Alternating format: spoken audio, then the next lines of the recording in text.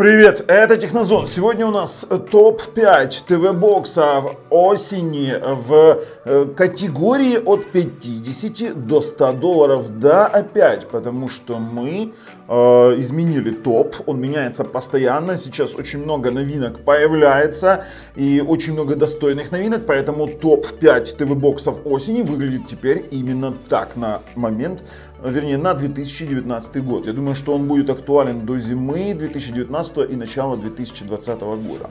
Начинать будем с последнего места, перейдем к первому и покажем одного претендента на топ, который прям рвется в него, но пока не готов. А дальше мы уже будем разбираться, что с ним делать. Конечно же, советуем нажать подписаться, колокольчик, чтобы не пропустить дальнейшие наши различные топы, различные категории, различные обзоры смарт-ТВ боксов, гаджетов, девайсов, настроек, модификаций, а также розыгрыши ценных призовых подарков, которые проходят у нас регулярно на канале, и ссылка на который лежит в описании под видео. Ну что ж, ну а теперь я говорю халбанг, ребята, это же Бубльгум, поехали! Топ-5 ТВ-боксов начинается у нас с 5 места, и сюда ворвался на рынок Belink GT1 Mini 2. На процессоре Logic S905X3 на новом процессоре с частотой 1,9 ГГц. И откатила его на 5 место именно цена. Бокс неплох, он не греется, не тротлит. То, что здесь написано Netflix 4K, это вранье. Скорее всего, они подались на сертификацию, но сертификации нет. Netflix 4K не работает. Если заработает, то само собой он сразу вылетит вверх топа и будет интересно. Поставляется он в варианте 4х64 пока что, будет вариант 2х32, как бы мы планируем. Ссылка на продавца у нас проверенная, цена снижается, я думаю, что она снизится еще раз и поболее. У нас здесь есть с вами двухдиапазонный Wi-Fi 2.4 и 5 ГГц, и это Cortex A55 процессор. Ссылка на оригинальный обзор этого Белинка есть в описании под видео, так же как и ссылка на этого самого проверенного продавца. Он действительно хорош, он маленький, он стильный, он комплектуется аэромышью, вот таким вот голосовым пультом. На нем можно играть в Android TV игры, на нем можно смотреть 4К контент, он отлично все это воспроизводит. Рабочий HDR и 1000 мегабитный LAN. Здесь не стали экономить, что начали делать некоторые производители на 905X3 процессоре, они урезали 100 мегабитный LAN и пытаются на это выехать на цене. Хотя многие этого не понимают. Ну да ладно. То есть это заслуженное 5 место. Приставка новая, прошивки на нее пилятся, уже сейчас пилятся. Я знаю, что кое-кто получил тоже сэмплы, рома-делы так называемые, крутые парни, которые пишут прошивки. Ну да ладно, будем смотреть, что у нас из этого получится, но пока что 5 место на осень 2019 года. На 4 место у нас скатился Yugus AM3 на S912 процессоре, и он тоже находится в топ-5. В топ-5 он находится по одной простой причине: а, это 8-ядерный хороший процессор, б, это транскодирование HD звука. Да, он транскодирует HD звук, да, он это делает круто. У него очень хорошие сетевые модули, он не греется. Сейчас цена на него крайне низкая, и это у нас тоже проверенный продавец.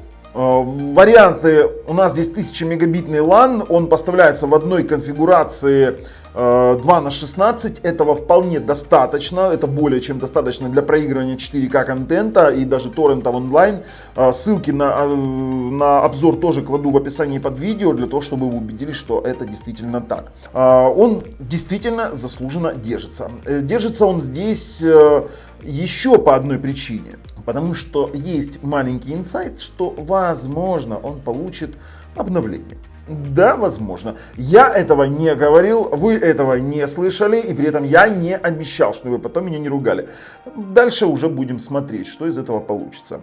Но заслуженное 4 место у него есть. На 3 месте у нас Xiaomi Mi Box S. Xiaomi Mi Box 3 здесь не будет.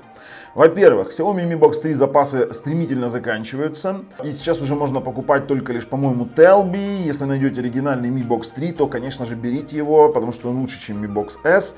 Но Mi Box 3 уже массово отходит, отмирает, скажем так. Mi Box S, он на 3 месте из-за сертификации Android TV.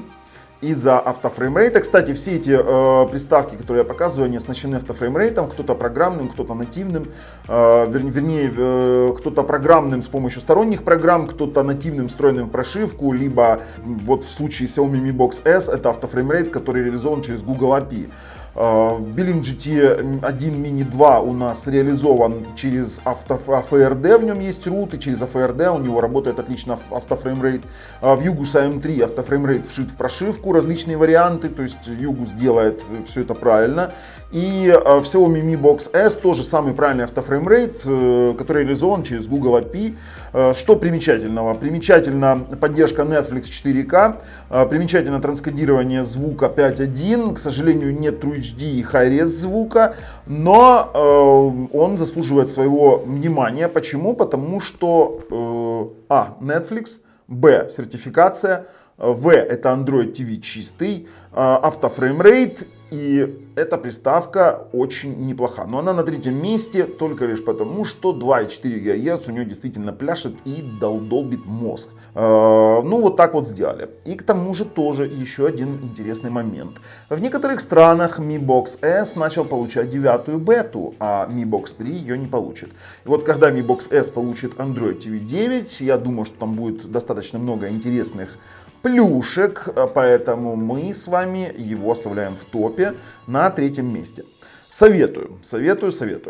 Второе место у нас X2 Cube. И это очень интересный вариант. X2 Cube и X2 Pro. Я их объединил в одно место. Да, на S905X2 процессоре он стоит выше, чем, допустим, тот же самый Bling GT 1 Mini на S905X3 процессоре. Он стоит выше, потому что он крутой, мать его за ногу, сука, крутой. В нем охренительный автофреймрейт. В нем есть транскодирование DTS Hi-Res звука, DTS HD Hi-Res. В нем есть транскодирование Dolby True HD. Не только в коде, но также и в VLC он это все транскодирует. В нем отличный Wi-Fi, в нем 1000 мегабитный LAN-порт, в нем есть куча югусовских плюшек типа встроенного рута, который можно делать Silent или либо Super SU, либо можно его вообще нахрен отключать. В нем есть Key Remaper для геймпада, в нем есть Key Remaper для пультов, вы можете любой пульт сделать нативным. В нем есть, для него существует прошивка Android TV, которая тоже обновляется систематически. Кстати, насчет прошивок, тут просто их ебашат раз в месяц, это железно, либо раз в 2 месяца. То есть есть какие-то ошибки, они исправляются, есть какие-то ошибки, которые находятся в процессе, они тоже исправляются. Все в конечном итоге доводится до состояния идеала. При этом, если вы хотите сэкономить, то берете X2 Cube 2/16, если вы не играете вообще, то вам этого хватит. У нас есть баттл этих ТВ-боксов, я покладу в описании под видео, вы сможете сравнить, чем 2.16 отличается от 4/32. Те, кто хочет потратить больше денежек и хочет больше памяти, X2 Pro, все по той же ссылке того же продавца, проверенного, у которого сейчас есть вот рейтинг 90. Пожалуйста, не жалуйтесь мне, если вы переходите, смотрите и говорите: мама родная, это для нас дорого, идете покупаете какое-то говно, а потом получаете непонятно что, то вот не жалуйтесь, просто не жалуйтесь. Специально для вас проверяем ссылки, специально консультируемся с производителями, кому они доверяют, кому что отгружают. И это мы делаем именно для вас. Здесь есть DDR4, здесь есть Android 9, здесь есть двухдиапазонный Wi-Fi, 1000 мегабитный LAN-порт, есть датчик инфракрасный, который можно прилепить спереди телевизора и спрятать его назад, если вы не хотите использовать Bluetooth мышь или, допустим, wireless mouse, как по-русски сказать, беспроводную мышь на донгле, да? То есть здесь есть все. Ребят, все отлично работает. Поэтому заслуженное второе место X2 Cube и X2 Pro, они вот именно на втором месте. А на первом месте у нас X3 Pro. Кто бы помог подумать. Yugus ворвался с X3 Pro прямо на рынок в ответ всем этим недоделкам на S905X3 со всеми своими фирменными плюшками. Он просто взял и порвал. Также есть и X3 Cube 2/16. Тоже цена буквально на пару баксов выше, чем X2 Cube. И он, мать его, на первом месте. Это один из самых крутых боксов за эти бабки из Китая. То есть в этом боксе тоже есть абсолютно все плюшки Yugus. Автофреймрейт, вернее, во всех вариантах его проявлений. Есть те же самые кеймейперы, есть CIFS, NFS клиенты, есть Samba сервер, есть абсолютно все. У нас даже есть на него уже обзор, кстати, первый обзор, который вообще выпустили. Если вы думаете, что вы возьмете за эти деньги что-то лучше, то вот, честно вам говорю, даже не надейтесь.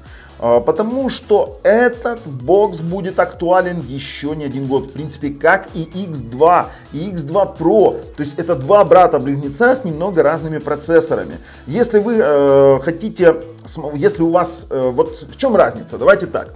Если вы хотите взять его для торрента онлайн и у вас 1000 мегабитный интернет, то я бы советовал конкретно брать X3 и X3 Cube и X3 Pro. Почему? Потому что Cortex A55 в проигрывании торрент в Elementum, по крайней мере у меня, показывает лучшие результаты. Меньшая загрузка процессоров, а это значит, что на пиках максимального битрейта при декодировании видео возможно избежание некоторых фризов, которые сугубо теоретически могли бы на X2. Хотя их там тоже абсолютно нет. X2 справляется абсолютно со всеми форматами. Поэтому X2, вернее X3 Pro, X3 Cube у нас лидируют. Они становятся лидерами нашего рейтинга. И это, в принципе, наш топ-5. На первом месте X3, на втором X2, на третьем Xiaomi Mi Box S, на четвертом Yugus AM3 и на пятом Belink GT1 Mini 2. Но я вам обещал еще дать один бокс, который стремится в топ-5, но пока он не готов. Это A95XF3. Во-первых, это новый процессор S905X3. В отличие от того говна, который мы обозревали, типа X96 Air, либо там есть еще пару у нас моментов лежат здесь на X905X3, вернее на S905X3, то этот бокс действительно выглядит как более-менее законченный продукт. Более-менее хорошая прошивка. Есть RGB подсветка, не знаю, на любителя. Есть root, FRD становится, автофреймрейт работает, есть транскодирование 5.1 звука в коде, но только через HDMI Bitstream. 5.1 звук на оптику, к сожалению, то работает, то нет. VLC работает, не работает. Вот эти вот качели со звуком, они меня просто выбивают. Но бокс неплох. Вот с учетом того, что в нем еще нет нормальной поддержки Android TV, вот когда будет там кастом на Android TV, то да, он войдет и, возможно, потеснит что-то из пятерочки. Да, он будет хорош. Они здесь заявились 8К. Не может его HDMI вывести эти самые 8К, поэтому толку, что он 8К поддерживает. Мне многие кричали, а вот там 8К. Ребят, нет здесь 8К. То есть то, что заявлено в специфике процессоров, это одно. А то, что он может, это совсем другое. HDMI у него не позволяет. Вот самое интересное, HDMI 2.1 они и пишут. HDMI 2.1 4К 75 FPS. Зачем тогда 8К? Вот объясните мне. То есть нет, это просто, знаете, написать 8К ready и все. Он теоретически есть, практически не реализован. Но ссылку на оригинальный обзор кладу в описании под видео, как и ссылку на проверенного продавца. Если у вас нет ресивера, то это очень достойный бокс. На этом мы будем заканчивать. Если вам нравится то, что мы делаем, ставим пальцы вверх. Если нет, пальцы вниз. Обязательно подписываемся. С вами был Bubble на канале Технозон. Пока, ребят.